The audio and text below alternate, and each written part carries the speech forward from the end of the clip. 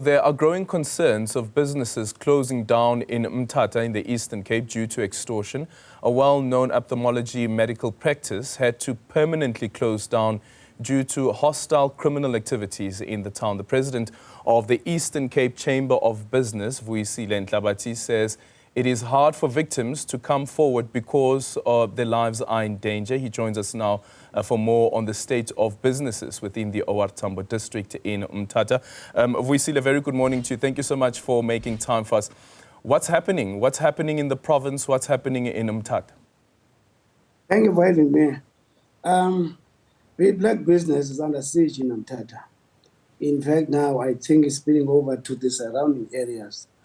And it's because of this protection fees and extortion. And as you have outlined, it's difficult for many people to come forward. But what we know, some have come forward to us as the chamber, and some businesses have closed.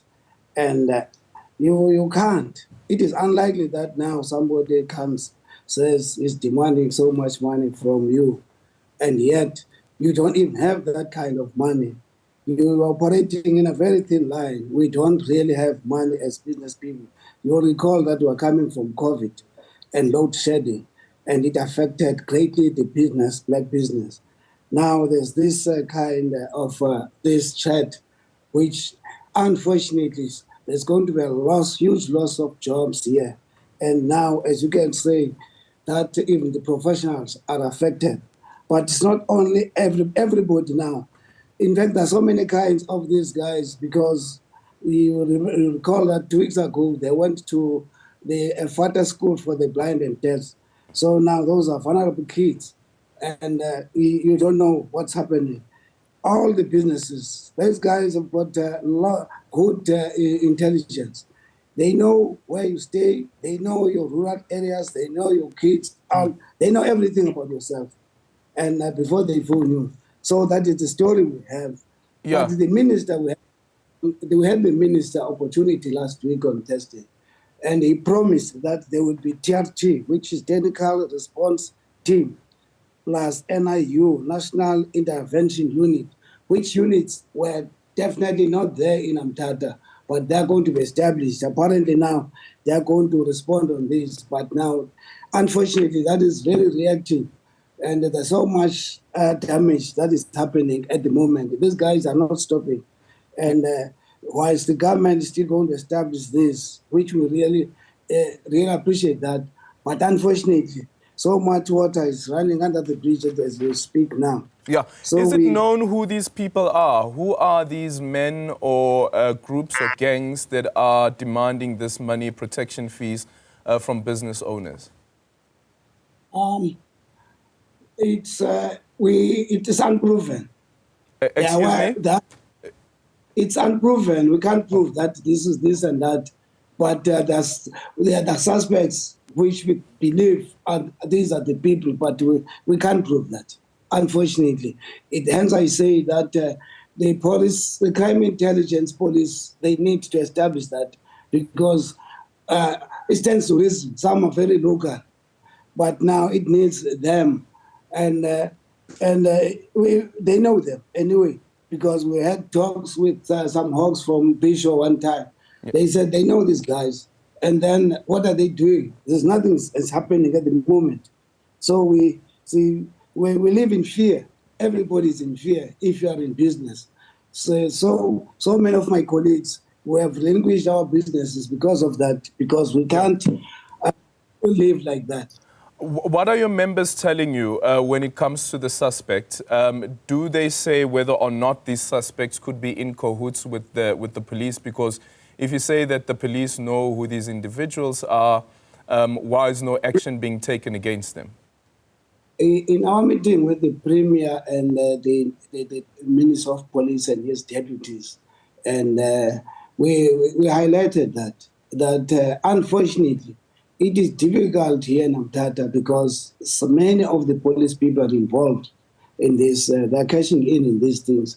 And some are even in prison, the prison officials. So it's difficult. There's a huge network. And we there's a huge network of these criminals, and they have infiltrated the police service big time. Yeah, So it's difficult. You then can't even report. Some places you report them, but there's nothing happening. yeah, which goes back to the point that you raised in your statement as well, that unfortunately for whistleblowers, it's not safe. It can't be safe when you know that the people that you're going to be reporting to are allegedly also involved with these syndicates. It has actually happened to many people. You recall this thing. It started when there was this big, huge illegal occupation of government buildings. It actually started there. Now it has escalated because we know that even then there were some police officials that were involved. So it's huge. I don't know, Minister Mthatha, but we did talk to him about this, that this thing is huge. He must, with the National Commission of Police, that they must not undermine this thing. So much damage has happened. And the police is highly infiltrated. Hence, we recommended that if the majority of them should be transferred elsewhere, and then we get new faces altogether, because people have no confidence with the local police. That's unfortunate. Yeah, and here's the other thing around this is, so business people are complaining about these protection fees and extortionist gangs, but community people as well. This is now residents. The SABC about 3 weeks ago reported of some people who live with disabilities, including those who are visually impaired, having demands being made of them by these extortionist gangs that if you don't pay a protection fee, you must hand over the keys of your property. Yes, it has happened about 2 months ago. There's an informal settlement here that it happened around that the school you are talking about, the father for the deaf and blind. It started from those people, and then now it has gone to the school, vulnerable kids. And those guys are heartless. What they want is money, and they shoot to kill.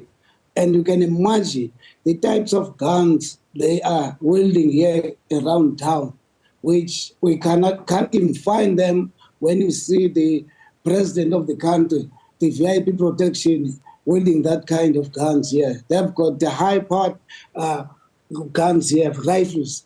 Yeah. And I don't know whether they're licensed to do that, but they display that in public, and we find that everybody's in fear. We don't know what's happening in Ntlabathi, definitely. What do you think the solution is, and do you believe at all that there could be a link between poverty and unemployment in the province and this type of crime that you are seeing in the province? Because currently, as it stands, the province currently has the second highest unemployment rate, and it has been the highest for a couple of years now, but now the second highest after the Northwest.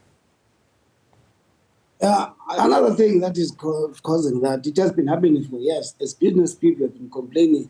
There's so many people here doing illegal activities, and they're coming into this country illegal. The government has not been doing anything for many years. That there are these people, and these people have got money, and these people they connive with these chaps. Yeah, with the criminals. If you find that it's the stats shows that whenever the criminals are being apprehended, the majority are people from outside. There's so many people who don't even have papers. And now we operate businesses competing with people who are not compliant in all respects. And yet we as citizens, we have to be compliant, pay taxes and do this. But now we don't have protection at the moment. Vuyisile, it sounds as though now what you're arguing is this is actually competition. So meaning that the extortionists could be coming from people that are trying to get other business people out of business or push them out of business. Is that the claim that you're making? The intention is to take us out, the people who are compliant, the normal citizens of the country, because it's not happening from other people. It's us. Hence, we say that, in Mthatha, some businesses, 6 businesses here, buildings were burnt, and 5 of them were occupied by the illegal immigrants here. So these chaps, I don't know what's happening. Something has to happen. And it has to happen. These guys are, I don't know what's happening. I mean, the criminals, but the criminals, yeah. And unfortunately, they are being rolled by these guys. Okay. They are not people, yeah.